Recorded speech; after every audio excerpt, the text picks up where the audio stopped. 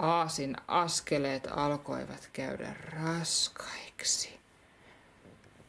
Hän kantoi selässään Mariaa, jolla oli iso maha.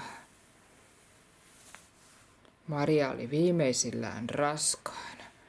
Nyt tuli kiire. Onneksi Betlehem jo häämöttää. Aasi alkoi kipittää lujempaa. Perillä Betlehemissä Joosef koputteli majatalon oveen. Mutta missään majatalossa ei ollut tilaa. Menkää tuonne talliin, heille sanottiin. Sinne siis.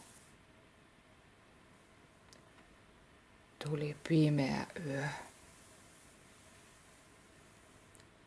Paimenet olivat lampaiden kanssa ulkona, kun yhtäkkiä heidät ympäröi valtava kirkkaus.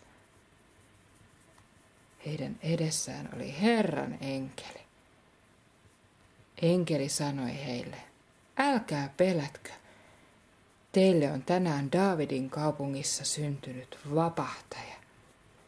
Hän on Kristus Herra. Menkää Betlehemiin, te löydätte hänet tallista, kapaloituna seimestä.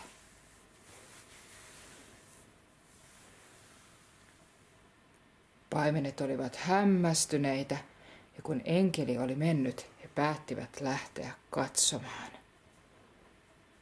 He löysivät tallista Marian, Joosefin ja Jeesus-lapsen seimestä makaamasta.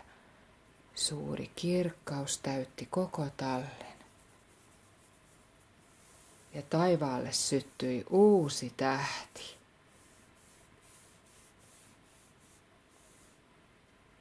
Kaikki oli juuri niin kuin enkelit olivat ilmoittaneet. Paimenet palasivat iloisina kaupunkiin kertomaan kaikille, että Jeesus on syntynyt. Mikä ihmeellinen